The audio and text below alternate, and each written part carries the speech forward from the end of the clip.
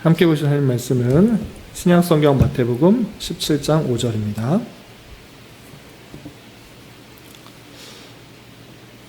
오늘 주제의 말씀과 연관하여서 예수 그리스도의 신성과 그 말씀의 순종의 중요성을 잘 드러내고 있는 구절인데요.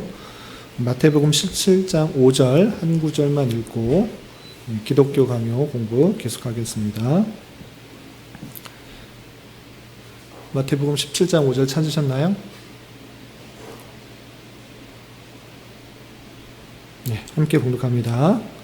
말할 때에 호련히 빛난 구름이 그들을 덮으며 구름 속에서 소리가 나서 이르시되 이는 내 사랑하는 아들이요 내 기뻐하는 자니 너희는 그의 말을 들으라 하시는지라. 아멘. 네. 오늘 읽었던 이 말씀은 예수 그리스도께서 변화산 상상에서 하나님께서 그 예수 그리스도가 어떤 분이신지를 밝히는 그런 부분입니다. 그 중에서 구름 속에서 소리가 나서 이르시되 이는 내 사랑하는 아들이고 내 기뻐하는 자이기 때문에 너희는 그의 말을 들으라, 이렇게 말씀하셨던 것을 근거로 해서 우리가 그리스도의 말씀을 그대로 순종해야 될 필요들을 잘 깨닫는 그런 시간이 되었으면 좋겠습니다. 특별히 예수 그리스도께서 많은 것들을 알려주셨지만 오늘 계속 공부하는 것과 관련해서 주님께서 우리에게 가르쳐 주신 그 기도의 내용을 그대로 듣고 순종하는 기도의 모습들이 있어야 될 것입니다. 오늘 기도의 마지막 시간인데 실제적으로 어떻게 기도해야 되는지, 기도의 실제적 모습을 생각해 보는 시간을 갖도록 하겠습니다. 오늘 49페이지 기도의 마지막 장 시간인데 이 내용을 하기 전에 우리가 앞서서 어떻게 칼빈이 기독교 강요에서 그 기도에 대해서 잘 설명하고 있는지 복습을 하고 오늘 49페이지 마지막 정리하도록 하겠습니다.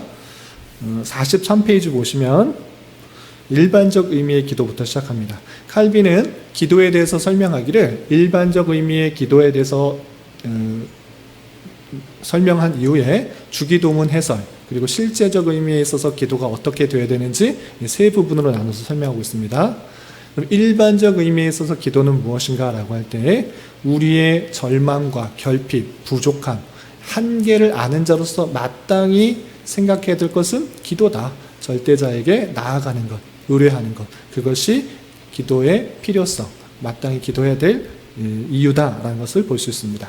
그리고 이번에 보시면 기도의 법칙과 주의점이 있는데 기도의 법칙, 첫 번째는 무엇인가 라고 할 때 자기에 대한 나의 영광을 취하려는 것이 아니라 하나님께 영광을 돌리려고 하는 그런 기도가 되어야 된다라는 것이 첫 번째 법칙이고, 두 번째는 우리가 하나님께 구하는 것을 우리 자신을 위해서와 우리 유익을 위해 정말 필요하다는 것을 순수하게 생각하고 그분께 구하는 것마다 얻을 수 있다라는 것을 믿음으로 간구해야 된다라는 것을 살펴볼 수 있었습니다.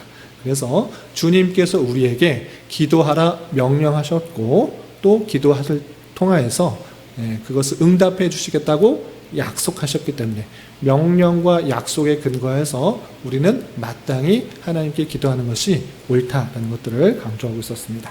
그리고 좀 건너뛰어서 기도의 구성, 무엇과 무엇으로 구성되어 있는가라고 할 때 두 가지로 그냥 크게 나눴습니다. 기도는 감사와 간구가 있다. 하나님께 감사하는 것과 또 하나님께 우리의 필요들을 여러 가지 것들을 간구하는 것으로 이루어졌다.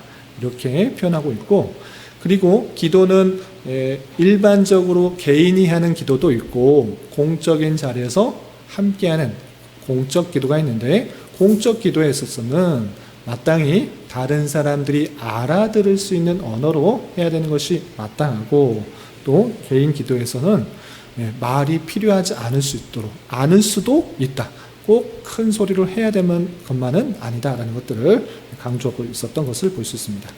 그리고 이것이 일반적 의미에 있어서 기도에 대한 내용이고 45페이지, 47페이지는 주 기도문, 주님께서 알려주신 기도, 너희들은 이렇게 기도하라 라고 했을 때 그 기도가 무슨 뜻인지 친절하게 잘 설명해 주고 있습니다. 그 내용을 보시면 먼저 주님께서 가르쳐 주신 기도는 총 몇 가지의 간구로 되어 있습니까? 6가지 간구로 되어 있다라고 했습니다. 첫 번째 3가지의 간구는 어떤 것에 해당되는 것이죠? 하나님의 영광을 위해 간구하는 것. 그리고 나머지 세 가지는 우리의 자신에 대해서 간구하는 것. 이렇게 나눌 수 있는데, 그럼 하나님께 대하여 무엇을 간구해야 되는가? 우리가 하나님의 전능성과 완전성을 생각할 때 간구할 필요가 있는 것인가? 라고 할 수 있는데, 그렇지 않고 그것을 위해 마땅히 간구해야 된다라고 하면서 3가지를 알려줬습니다. 첫 번째는 하나님의 이름, 그 이름이 거룩히 여김을 받으시옵소라고 간구해야 된다라는 것입니다. 우리가 간구하지 않아도 그렇게 될 수 있으나 우리가 마땅히 간구해야 되는 이유는 하나님의 그 이름, 하나님의 속성, 하나님의 어떠하신들이 잘 드러나기를 우리가 힘써 나타내기 때문에 그런 것을 계속적으로 간구해야 된다, 이렇게 말하고 있고, 두 번째 간구, 나라가 임하옵시며 라고 할 때 하나님의 나라, 하나님의 다스림으로 끝이는 것이 아니라 하나님의 속성들이, 선하시고 아름다우시고 인자하신 그 속성들이 잘 드러나기를 바라는 그런 나라, 하나님의 나라가 온전히 이 땅에 임하기를 힘써 기도해야 된다, 힘써 간구해야 된다, 이렇게 표현하고 있었던 것입니다. 그리고 세 번째, 뜻, 하나님의 뜻이 하늘에서 이루어진 것처럼 땅에서도 이루어지기를 간구해야 된다. 하나님께서 선하신 뜻을 하늘에서 이루셨는데 땅에서도 이루어지길 바란다라고 할 때 우리의 생각과 우리의 마음과 우리의 뜻, 그것이 하나님의 뜻과 마찬가지로 되어지기를 계속적으로 기도하고 그 뜻이 온전히 우리를 통해서 나타나기를 계속적으로 간구해야 된다, 이렇게 설명했던 것입니다. 그 내용이 첫 번째 하나님에 대한 영광에 대한 간구고, 47페이지 보면 우리의 필요에 따른 간구에 대해서 3가지 표현하고 있습니다. 첫 번째, 우리의 간구에 대한 첫 번째, 그것은 우리에게 일용할 양식을 주옵시고 라고 했는데, 여기서 일용할 양식 할 때 양식만, 먹을 것만 구하는 그것이 아니고 우리의 필요한 모든 것이 주님께로부터 나온다는 것을 깨닫고 그에게 간구하라, 이렇게 표현하고 있는 것입니다. 졸리시면 잠깐 일어나서 좀 깨시고 들으셨으면 좋겠습니다. 집중해서 잘 들어주시기 바랍니다. 그리고 우리의 간구에 대해서 두 번째, 첫 번째는 일용할 양식, 그러니까 먹을 것만 구하라는 것이 아니고 우리의 필요가 다 주님께로부터 온다는 것을 굳게 믿고 간구해야 된다는 것을 말한 것이고, 또 거기에 조건절이 붙었습니다. 일용할 양식, 뭐 10년, 20년, 100년 이렇게 많은 것들을 구하는 것이 아니고 하루하루 지낼 수 있도록 오직 주님만 더욱더 의지하며 살아갈 수 있도록 그렇게 간구하라라고 하고 있는 것을 볼 수가 있고, 그리고 우리의 필요를 위해서 구해야 될 것 두 번째는 무엇인가라고 할 때, 우리가 우리 죄 지은 자를 용서하여 준 것 같이 우리 죄를 용서하여 주옵시고, 우리의 필요에 따라서 구하는 것 필요한데 거기서 그치는 것이 아니고 죄의 용서를 구하라라는 것입니다. 우리가 많은 죄를 짓고 살고 있기 때문에 그 죄를 하나님 앞에 정직하게 바라보면서 용서함을 구할 수 있도록 간구하라, 이렇게 표현하고 있습니다. 그런데 이것도 조건절이 붙어 있습니다. 어떤 조건절이?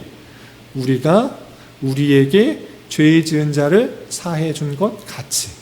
우리가 주변 사람들을 용서해 주지 않았다고 하면 용서해 주지 않으셔도 좋습니다. 용서하지 말아 주십시오 라는 그런 고백이 담겨 있는 것입니다. 그래서 나의 그 모든 죄를 하나님 앞에 용서를 구할 때 먼저 우리는 주변 사람들을 용서할 수 있는 마음들, 나에게 잘못한 사람들을 넉넉한 마음으로 용서해 주는 것이 필요하다라고 하고 있는 것입니다. 그래서 우리의 필요들을 구할 때 우리의 나의 죄사함도 구하는 것이고, 또 주변 사람들도 함께 죄 용서를 바라고 나에게 잘못한 것도 용서함을 바라는 그런 간구를 해야 된다라고 표현하고 있습니다. 그리고 우리의 필요를 위한 마지막 세 번째 간구는 무엇인가라고 할 때, 죄 용서를 구하는 것에 그치는 것이 아니라 죄에 빠지지 않도록, 시험에 들지 않도록, 악에서 건져내도록 구해라, 이것을 표현하고 있습니다. 그냥 매일 다람쥐 쳇바퀴를 돌듯이 죄 짓고 용서해주고, 죄 짓고 용서해달라고 하고, 죄 짓고 용서해달라고, 이런 식으로 하지 말고 우는 사자가 먹이를 찾아서 돌아다니는 것 같이 사탄이 우리의 연약함들 갖고 물어뜯고 죄에 빠지려고, 죄악에 빠지고 하나님의 관계를 멀리 하려고 하는 줄 알아. 죄를 짓지 않도록 간구해라. 이것이 마땅한 우리의 기도할 바다, 이렇게 알려준 것입니다. 그래서 우리의 모든 필요를 일용할 부분만큼 구하고, 또 우리의 죄를 용서하고, 또 남의 죄악들을 함께 용서해 주는 사람이 되고, 또 그 죄악을 계속적으로 반복하지 않도록, 사단의 시험에 빠지지 않도록 간구하는 것, 그것이 주님께서 우리에게 알려주신 간구다, 기도다, 이렇게 표현하고 있는 것입니다. 여기까지가 지난주까지 배웠던 기도에 대한 사항이고, 이런 것을 아는 자로서, 이런 것을 배우는 자로서 우리는 실제 어떻게 기도해야 되는가, 그것에 대해서 짧게 마무리하고 마쳐주고 있습니다. 그 내용을 보겠습니다. 49페이지입니다. 기도의 실제 부분에 있어서 주기도문의 해설을 알려준 다음에 그것의 특성과 주의점을 이렇게 요약을 하고 있습니다. 읽어가면서 설명하겠습니다. 우리가 하나님께 구해야 할 것 또는 구할 수 있는 모든 것이 다 기도의 형식 속에 제시되었다. 이 기도는 아버지께서 우리의 선생으로 세우시고 또 그 한 분만을 우리가 주목하고 들어야 할 분으로 세워주신 마태복음 17장 5절, 우리가 처음 읽었던 그 구절을 근거로 우리의 최고의 주인 되신 그리스도께서 우리에게 물려준 기도의 규칙이다 라고 표현했습니다. 무엇이냐? 우리가 최고로 좋은 선생님이 누구신가라고 할 때 예수님인데, 예수님께서 최고로 잘 알려주신 그것이 주기도문이다. 우리가 구해야 될 것, 거기에 모두 다 요약해서 잘 설명되고 있다라고 표현하고 있는 것입니다. 그렇기 때문에 칼빈은 어떻게 말하느냐? 이 주기도문, 이 주님께서 가르쳐 주신 기도는 모든 면에서 너무나 완전하여 외부적인 것이나 이질적인 것을 여기에 첨가한다는 것은 불경스러운 짓이며 하나님께 인정을 받을 수 없다, 이렇게 표현하고 있습니다. 왜? 주님께서 가르쳐 주신 최고의 선생 되신 그분께서 기도를 이렇게 하라고 정확하게 알려주었는데 여기에다 첨가하는 것은, 여기에 어떤 것을 덧붙인다는 것은 불경스러운 것이다. 하나님께 영광받을 수, 인정받을 수 없다. 이렇게 표현하고 있는 것입니다. 이 표현이 무엇과 같으냐면, 여러분들 모나리자 그림 다 아시죠? 모나리자 그림 누가 그렸어요? 레오나르도 다빈치가 그렸죠. 그것이 그림을 딱 보고, 이거 내가 볼 때 이거 잘못 그린 것 같아. 눈썹이 있었으면 정말 예뻤을 텐데, 또는 속눈썹이 있었으면, 두껍게 있었으면 좋았을 텐데, 또는 미소가 이거 웃는 것도 아니고 우는 것도 아니고 애매하다, 그냥 활짝 웃는 게 좋겠다, 또는 립스틱을 좀 짙게 발라서 아름다운 모습으로 했으면 좋겠다, 이런 식으로 생각해서 그 그림에다 뭐 이렇게 붙이거나 첨가하면 그 그림이 더 예뻐지는 것입니까? 훼손되는 것입니까? 훼손되는 것입니다.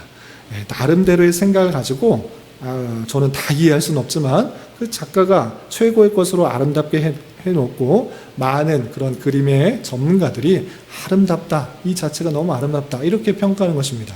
근데 잘 모르는 사람이 어줍지 않게 현대적인 감각을 가지고 거기서다가 뭐 이렇게 덧붙이면 그 그림은 훼손되는 것입니다. 마찬가지로 그림 얘기를 하자는 것이 아니라, 그런 것과 마찬가지로 칼빈은 주님께서, 가장 뛰어난 선생님께서, 스승께서 이렇게 기도하라고 알려주셨는데 그대로 기도하지 않고, 이거 조금 부족한 것 같은데, 주님 이렇게만 기도하면 어떡합니까? 좀 아닌 것 같습니다. 그런 식으로 생각해서 이걸 덧붙이거나 첨가하면 된다, 안 된다?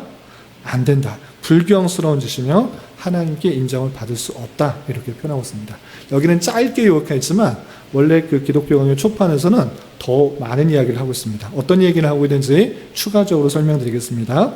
어떤 얘기를 했냐면, 감히 이 범위를 넘어서 주님께서 알려주신 그 내용들을 넘어서 또 다른 것을 하나님께 원하는 자들은 어떠한 자들인가, 어떠한 것과 같으냐라고 할 때 이렇게 표현하고 있습니다. 자기 지혜로 하나님의 지혜에 무엇인가를 첨가하려는 것이니 이런 짓은 비정상적인 하나님에 대한 모독이다. 이렇게 표현할 뿐만 아니라 하나님의 뜻 안에 머물러 있으려 하지 않고 하나님의 뜻을 멸시하면서 자기들의 날뛰는 욕망을 따라 멀리 길을 잃고 헤매게 되는 것이다. 이렇게 표현할 뿐만 아니라 또 그들은 믿음도 없이 기도함으로 아무것도 얻지 못할 것이다. 이렇게까지 표현하고 있습니다. 주님께서 가르쳐 주신 그 기도문, 이것이 너무나 완벽하기 때문에 이것 외에 또 다른 것을 원하거나 첨가하는 것들은 된다 안 된다? 안 된다. 이렇게까지 강력하게 말하고 있는 것입니다. 그런데 이렇게 말했다고 해서 잘못 오해하면 안 된다라고 표현했습니다. 무엇이냐? 그 다음 단락 읽어보겠습니다. 교재 1번의 두 번째 단락입니다. 그런데 너무나 이 기도의 형식에 얽매인 나머지 1.1핵이라도 바꾸는 것을 금한다는 것이 아니라 1.1핵 말 그대로 기도하라는 그런 뜻이 아니라 그것을 바꾸면 안 된다라는 그런 말이 아니라 사용하는 말들은 다를 수 있지만 뜻이 변해서는 안 된다라는 것입니다. 이해가 되시나요?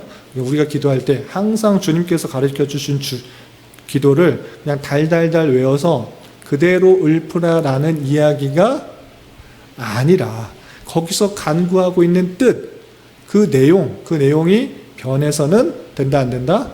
안 된다. 이것을 말하는 것이다 라고 표현하는 것입니다. 그래서 주님께서 가르쳐 주신 기도를 우리가 함께 기도할 때 그 뜻이 무엇인지를 잘 생각하여서 하나님의 뜻과 의와 나라를 구하고 또 우리의 전체를 구하되 일용할 것을 구하고 또 우리가 죄를 용서해달라고 간구할 뿐만 아니라 우리도 남을 용서하는 자가 되게 해달라고 또는 죄에 빠지지 않게 해달라고 계속적으로 간구하는 것, 그것 안에서 간구하는 것이 되어야 된다라고 표현하고 있는 것입니다. 이해가 되셨죠?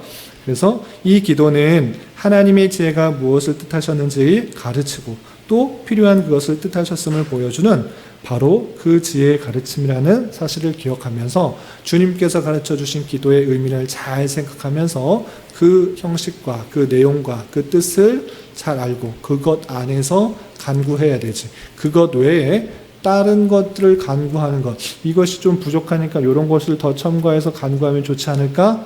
이렇게 생각하지 말라. 그 자체가 완벽하다라고 표현하고 있는 것입니다. 그렇다면 이것을 아는 자로서 우리가 실제 어떻게 기도해야 되는가? 2번을 보도록 하겠습니다. 우리 기도의 실제적 적용이라고 돼서 칼빈은 이렇게 기도해야 된다라고 실제 어떻게 기도해야 될지 이렇게 예를 들어주고 있습니다. 우리는 마음을 향해 하나님을 앙망하며 쉬지 말고 기도해야 한다. 이것은 일반적 의미의 기도에서 우리가 먼저 배웠습니다. 쉬지 말고, 우리가 말로 꼭 해야 되는 것이 아니기 때문에 마음속으로도 할 수가 있는 것이기 때문에 어디 있든지 주님을 의지하고 주님께 간구할 수 있기 때문에 쉬지 말고 기도해야 된다라고 배웠던 것입니다. 그런데 이것이 일반적인 기도의 원칙인데 그랬지만 우리의 연약함 때문에 여러 가지 방편으로 보조를 받아야 한다라고 표현하고 있습니다. 쉬지 말고 기도해야 된다라고 할 때 항상 우리는 어디든지 길거리 걸어가면서든지 공부할 때든지 학업할 때든지 무엇을 하든지 할 수는 있는데 인간의 연약함 때문에 모든 시간에 할 수 있다라는 그런 것들을 가지고 있지만 실제로는 그런 시간에 한 번도 안 할 수 있다. 그러니 어떻게 되는가? 기도의 실천을 위해서 일정한 시간을 할당해 두어야만 하겠다라고 실제적으로 적용법을 알려준 것입니다. 우리가 쉬지 말고 어디든지 계속 기도해야 되는데 그러다 보면 한 번도 안 하는 경우가 있습니다. 하나님 한 번도 찾지 않고 한 번도 안 구하는 경우가 있기 때문에 실제적으로 일정한 시간을 정해놓고 우리가 아침 일어나자마자 기도하든지 또는 어떤 업무를 시작하기 전에 하든지 아니면 업무를 끝내놓고 하든지 아니면 식사 전이든지 식사 후든지 아니면 잠자리에 들기 전이든지 그 모든 시간 중에 내가 어떻게 기도하는 게 좋을 것인가 생각해 보면서 일정한 시간을 할당해 두어야 된다라고 표현하고 있는 것입니다. 제가 추천드리기는 가장 아침 일찍 일어나서 가장 맑은 시간에 또 무엇을 하기 전에 모든 일들을 하루를 시작하기 전에 기도로 시작하는 것, 그것이 참 좋겠다라고 추천을 해드리지만 각자의 삶의 패턴도 다르고 시간도 다르기 때문에 각자에 맞춰서 정말 기도의 시간을 따로 떼어두어서 남는 시간, 내가 할 거 다 하고 놀 거 놀고 볼 거 보고 그 다음에 학업할 거 할 거 하고 이제 남는 시간에 짜투리 시간에 그냥 조금 하는 것이 아니라 말씀과 기도하는 시간을 먼저 중심에 두고 가장 필요한 곳에 가장 좋은 시간에 할애해 두고 그 나머지 것들을 내가 해야 될 일도 채우는 것이 좋지 않은가, 우선순위를 잘 정해서 하면 좋겠다라는 생각이 듭니다. 다시 돌아와서 칼빈은 그냥 항상 기도한다라고 그냥 애둘러 말하지 말고 실제적으로 잘 기도할 수 있도록 일정한 시간을 잘 할당해 두어서 기도하라라고 표현하고 있는 것입니다. 그래서 이렇게 규칙적으로 시간을 지켜서 기도하는 것은 우리 연약함에 대한 일종의 훈련이고, 이런 방법을 통해 연단을 받고 또 반복적으로 자극을 받아야겠다라고 하는 것입니다. 그래서 우리의 연약함을 잘 안다고 하면 시간을 잘 정해서 기도의 시간을 잘 두고 기도하는 훈련들을 해야지 우리가 더욱더 연단받고 자극을 받아서 하나님께서 원하시는 그런 기도의 모습으로 나아갈 수 있다라고 알려주고 있는 것입니다. 그리고 또한 우리의 모든 기도에서 우리가 주의 깊게 살펴야 할 것은 기도를 통해 우리가 하나님을 어떤 특정 환경 속에 묶어두고 그에게 어느 시, 어느 장소, 일을 하시는 방법들을 지정해 주려는 의도가 혹시 없는지 살펴보아야겠다라고 표현하고 있습니다. 이게 무슨 뜻입니까? 우리가 기도할 때 잘 보면 어떻게 내가 원하는 것들을 하나님 앞에 그대로 이루어 달라고 기도하는 경우가 상당히 많습니다. 하나님, 이것은 이렇게 돼야 되지 않습니까? 하나님, 어느 때까지 이렇게 해 주십시오. 하나님, 이렇게 되어야 됩니다라고 이렇게 나의 뜻과 생각과 목적을 정확한 장소와 시간과 하시는 방법까지 그대로 간구하는 경우가 상당히 많이 있는 경우가 있습니다. 그러나 왜 하나님을 너의 생각으로 묶어두려고 하는가? 너의 뜻대로 하려고 하는가? 네가 종인지 하나님이 종인지 누가 주인지 살펴보라, 이렇게 표현하고 있는 것입니다. 그렇게 하지 말라라고 있는 것입니다. 어떻게 되느냐?